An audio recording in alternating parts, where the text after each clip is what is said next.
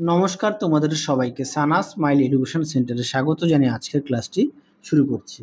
আজকে তোমাদের সঙ্গে আলোচনা করব তোমরা যারা নবম শ্রেণীর তৃতীয় পর্যায়ক্রমিক মূল্যায়ন পরীক্ষা দেবে তোমাদের জন্য রায় ও মার্টিন প্রশ্ন বিচিত্রা থেকে আজকে সমাধান করব নবম শ্রেণীর ভূগোল বিষয়ে মডেল নম্বর 16 অর্থাৎ 16 নম্বর স্কুলের সমাধান করে দেখাবো। চলো দেরি না করে মূল বিষয়ে যাওয়া যাক। দেখো বিভাগ কয়েকটি আছে। একে সর্বপ্রথম পৃথিবীর গোলীয় আকৃতির কথা বলেন, উত্তরটা হবে অ্যারিস্টটল, অপশন বি। দুইয়ে দেখো সৌরজগতের বৃহত্তম গ্রহ হলো, উত্তরটা হবে বৃহস্পতি, অপশন ডি। তিনে দেখো উত্তর গোলার্ধের ধ্রুবতারাকে নিরক্ষর রেখায় দেখা যায়, উত্তরটা লিখবে 0 ডিগ্রি কোণে, অপশন এ। চারে দেখো দক্ষিণ অয়নান্ত দিবস বলা হয়, উত্তরটা লিখবে 22শে ডিসেম্বরকে, অপশন ডি। পাঁচে দেখো ভারতের প্রমাণ দ্রাঘিমা রেখার মান, উত্তরটা লিখবে 82 degree 30 minute Purba, option A. ছয়ে দেখো ভারতের সাতপুরা একটি স্তূপ পর্বত, অপশন বি। সাথে দেখো তুরানের নিম্নভূমি একটি অবনত সমভূমি, অপশন এ। আটে দেখো আট দাগের প্রশ্ন, উত্তরটা হবে অপশন ডি পর্যায়। নয় দেখো নদীর পার ভাঙন হলো একটি আধা প্রাকৃতিক দুর্যোগ, অপশন বি। দশে দেখো রেল ও সড়কপথ হলো একটি জাতীয় সম্পদ, অপশন এ। 11 দাগে দেখো ভারতের বৃহত্তম পারমাণবিক বিদ্যুৎ কেন্দ্রের নাম, উত্তরটি লিখবে উদানকুলাম, অপশন ডি। পরেরটা দেখো 12 দাগের দামোদর নদের প্রধান উপনদী, উত্তরটা লিখবে বরাকর, অপশন ডি। পরেরটা দেখো কি আছে, 13 দাগের ভুটানের রাজধানীর নাম, উত্তরটা লিখবে থিম্পু, অপশন এ। 14 দাগে দেখো স্কেল অনুসারে মানচিত্রকে ভাগ করা হয়েছে 3 ভাগে, অপশন বি। পরবর্তী দেখো শুদ্ধ অশুদ্ধ লেখো।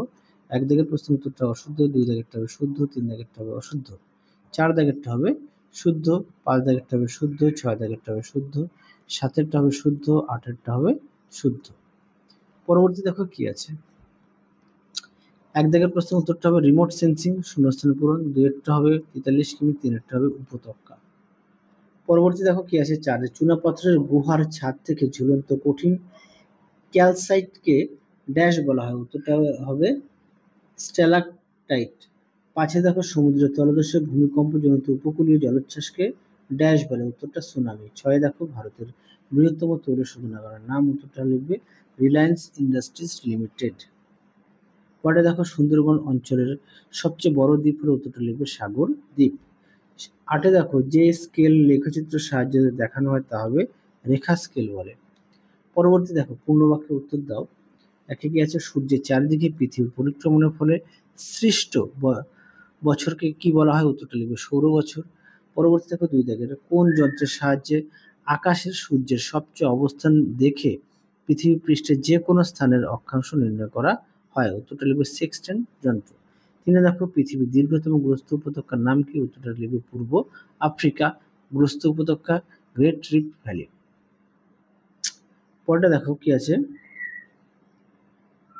আন্তর্জাতিক তারিখ রেখা কত ডিগ্রি দ্রাঘিমা অনুসরণ করে কল্পনা করা হয়েছে, উত্তরটা লিখবে 180 ডিগ্রি।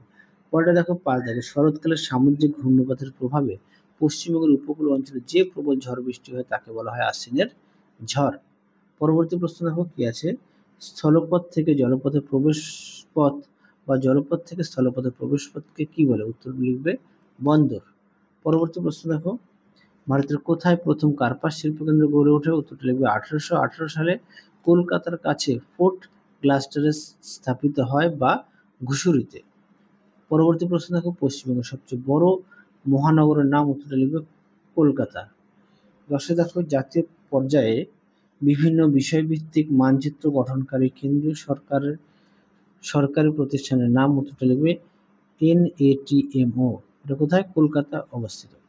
আর তোমাদের 2 নম্বর বিভাগ গ, বিভাগ ঘ আর উম এই সেটের অর্থাৎ এটা শেষ সেট। এই বড় প্রশ্নের উত্তরগুলো দেখালাম না, কারণ এই একই প্রশ্ন শেষের দিকে চলে এসছে, সেই কারণে একই প্রশ্ন বারবার আর উত্তরগুলো দেখালাম না। এই প্রশ্নের উত্তরগুলো তোমরা আগের সেটে পেয়ে যাবে, কেননা একই প্রশ্ন বারবার রিপিট আসছে। এই প্রশ্নের উত্তর আগের সেটে দেখিয়েছি, তোমরা একটু দেখে নিও। তাহলে চলো আজকের মতো এখানেই সমাপ্ত করছি। আবার দেখা হবে খুব শীঘ্রই তোমাদের পরবর্তী ভিডিওতে। তোমরা সবাই সুস্থ থেকো, ভালো থেকো। আজকের মতো টাটা।